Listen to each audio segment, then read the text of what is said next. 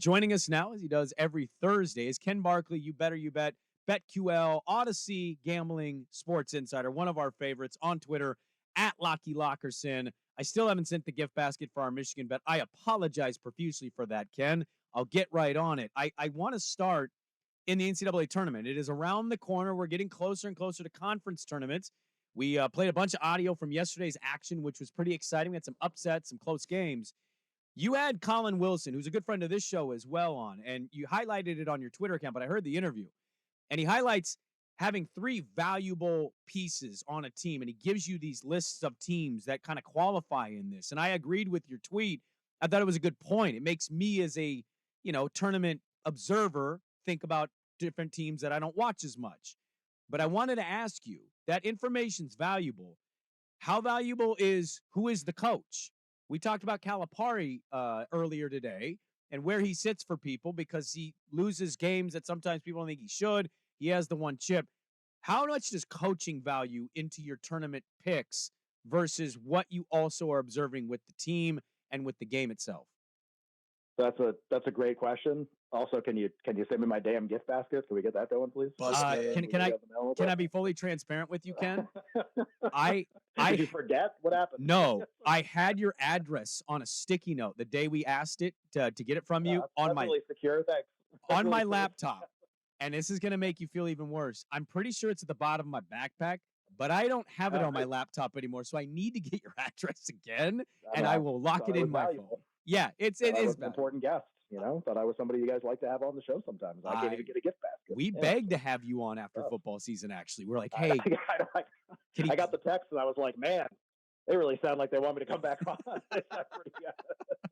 Like, I wouldn't say desperate because, hey, there's plenty of fish in the sea from a guest standpoint. But I was like, man, yeah, they're pretty into this. This is pretty funny. That was the actual gift basket of just making you feel like you were wanted. It was a basket full of compliments, basically, is what happened. And so just to answer your question about coaching, I think it's a really good question because I think you're just as likely to be really right as you are to be really wrong. So here's what I mean by that.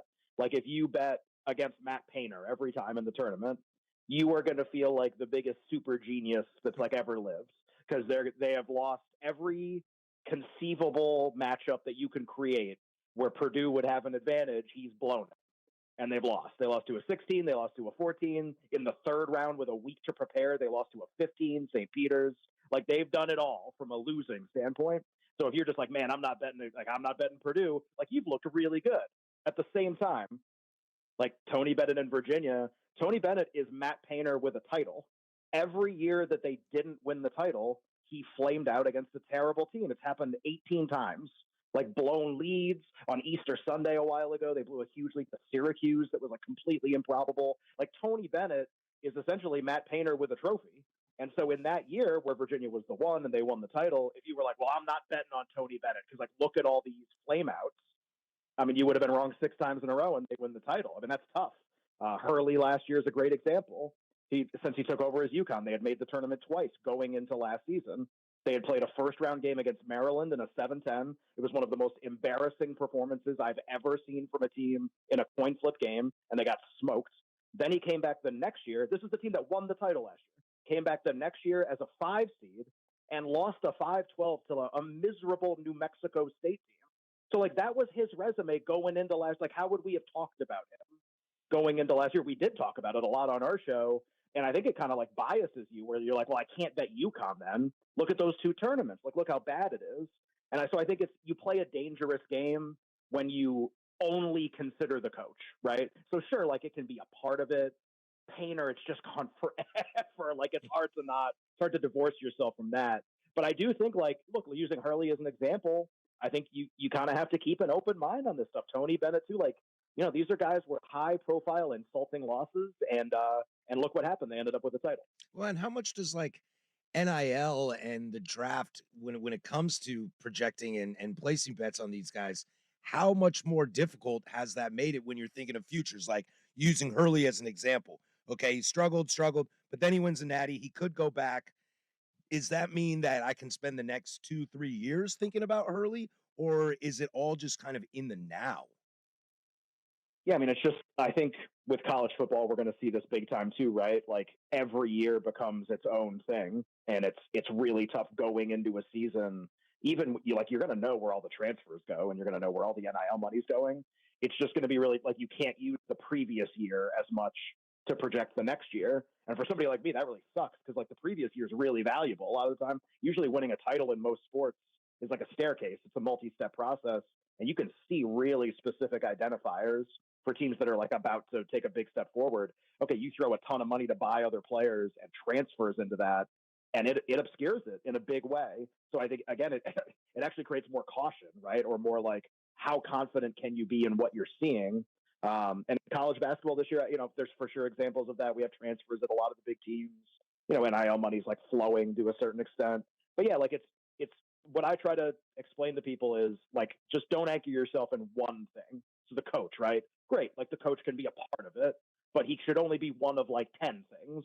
And so if you're kind of not sure on the coach, maybe there are a lot of other things that make up for that. So in UConn's case, like the coach won and they're awesome, but in Purdue's case, like okay, you can ding the coach, but also there are 20 other things that make you think this is a team can win the title. Transfers, all that kind of like talents would probably be a good way to describe that.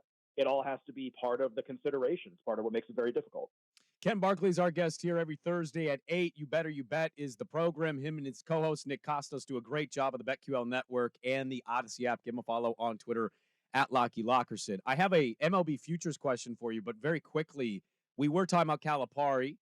Swag over there says he is underrated. He's going to go down as underrated. My co-host today, P. Harris, is saying properly rated. I'm saying slightly overrated given the talent that he recruits in every single year. It is freshman. It's heavily freshman with the one and done, but the talent difference between what he has and other teams. So I'm going to say slightly overrated. Where is Ken Barkley on John Calipari? Have to go with extremely overrated. I don't even think there's like I think it's, I would argue pretty vehemently for that position. I don't know what the argument is like when you have the most talent every time, or you're one of the 5 most talented teams every time. And it didn't used to be like this. Yeah. I mean, so I grew up in Massachusetts. That's where we moved there when I was a couple of years old. My dad worked at UMass, not Amherst, not the team that like had the college basketball team, but in that branch, like in that system. And so we were huge UMass basketball fans. I'm sure people know that Calipari started his career there, made the Final Four before, basically like flaming out and ended up on Memphis. There's a lot of violations. There's a lot of stuff going on. But at UMass, he ends up making the Final Four. And like, I think at that point, and then like the Memphis run, like I would have said like, man, this coach is like awesome. Like, okay, maybe there aren't a lot of titles to show for it, but just this like consistent run of excellence. Like in UMass, like in basically consecutive years at UMass, like Elite Eight, Final Four, Memphis, Elite Eight. They lose in like a completely like heartbreaking fashion with Derrick Rose in the title game. And then like they're the second weekend of the tournament or the third weekend every time. Okay, like when was the last time he had a team that we would like feel that way? It's been at least 6 or 7 years, and ton of flame out since then. His and title's a ton of bad 10 years ago. Yeah. Isn't it? 2014 is when they won. The title, the Anthony Davis title, was 2012. That was that season, and then they made the Final Four a few years later. I forget who was on that team. I think they lost like Brandon Knight and those guys. Yeah. The Karl Anthony Towns team. The Towns undefeated team lost to Wisconsin in the Final Four. Yeah, that was Sam Decker, Frank Kaminsky, those guys. Like, that's like an all-time college basketball game. Like if you're what are the 10 most like important college basketball games in the tournament ever? That's in the top like 3. It's the most high level, highest rate. I mean, it's just the best. The Gonzaga like undefeated run is probably in there somewhere because it was a pandemic. We didn't have a lot of other things to do, and we all wanted to watch those games. But just for Calipari, like I would have always said either properly rated or just like he's really good. And it's ending with a whimper. And this year's going to be no different. Like they lose to LSU, like never have lost the game last night. Mm-hmm. And they're up 15 with 10 minutes to go. I mean, just like what is going on? That team's got 6 pros on it. They got an international kid that reclassified in the middle of the season. The guy's like Sabonis. And it's like you add him and they still can't win. So it's just what's going on? Like, honestly, like, does he need to go coach somewhere else? Is this like a stale, like, need a new voice situation? It's been a bizarre run. I think it makes him overrated this way, which is crazy. Do you have a favorite? Baseball is underway. Spring trainings are going on. People are getting excited. There are see-through pants that people are debating about right now. The wives love. The wife, yeah, they do love. The wives love it. I mean, see-through white pants. How do you not? You know. What Do you have any MLB futures, Ken? Do you have a team that you're eyeing, or do you have division winners? How are you evaluating the future landscape of Major League Baseball? So you guys know usually let's use a baseball analogy. You're going to throw a pitch that I'm going to be able to kind of hit it out of the park, whatever question you ask. I got nothing here. I haven't done any work on baseball. I am NCAA tournament the whole way, and NBA and awards for that, and hockey and awards for that. Like, I got 8 plates sitting right now. I will tell you that I've had this will be the one baseball thing. I've had like 3 different people DM me that Vlad Guerrero Jr. looks like a bodybuilder this year, and he's like in insane shape, which was not the case last year. And obviously, so he's kind of had this weird on-off stretch, right? Like insane Triple Crown season, terrible season where maybe he's overweight, doesn't hit the ball well, everyone's adjusted. Now, like, what's this going to be? I think a lot of people are maybe saying the pendulum swings back the other way. Maybe like, can he lead the league in home runs? Can he win MVP? There'll obviously be a lot of competition for that award. But Ohtani's out of the league now, so maybe it's a little bit different. Okay, let me ask you then. I appreciate the honesty there, actually.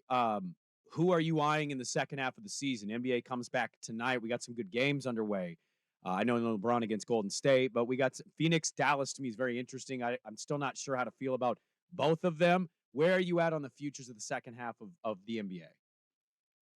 So I think if it's like title, I think Denver is still by far the most likely team to win. Now, I would like to see them play just a little better than they closed going into the All-Star break. But if they can get themselves even to, I don't know, 10% better than they are right now, and they have not had a very good first half as well as they played. This is not like last year. If they play a little bit better, I think they do win again. I don't even know who I would have second most likely at this point. I don't like Boston very much as a winner. I think they'll win a couple series and flame that probably. In terms of like play on in the second half, so for the next 2 months, I think Dallas and Miami would be 2 teams that are really interesting. These were the 2 teams that were beset by far the most by injuries in the first like 60 games of the season. And Dallas basically has like never played with a full deck until the couple weeks before the All-Star break. They won every game. They won 6 straight going in. Now they make a couple trades. They get Daniel Gafford, PJ Washington. I kind of think they're like locked and loaded to be real. They play a brutal schedule the rest of the way, a ton of high profile games.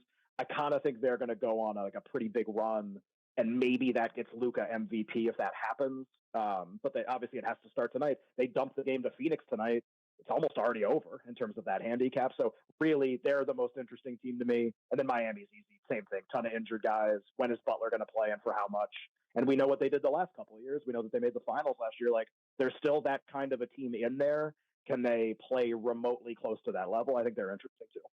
Ken, I will text you on the side instead of putting your address on another sheet of paper and get your address so I can ship you this gift basket of Made in Oregon products, because you're a genius and I'm not, which is why we begged for you to come back after football season. We appreciate the time, and hopefully we talk to you next week. Yeah, flattery will get you everywhere. You know, let's step up our technology. No more sticky notes. Okay? Let's get some phones and stuff going here. All right. I agree with that. Thank you, Ken. All right. Yeah, no problem. Talk to you guys next week. Yep. There's Ken Barkley. You better, you bet. Great guy. We have him on every Thursday at 8 a.m. Him and Nick Costos do a fantastic show. It is gambling specific, but they venture off from time to time. And as you've seen on social media, Nick Costos can be fired up, as Ken is kind of the logical, reasonable guy trying to map his way through how to view through the sports gambling landscape of sport.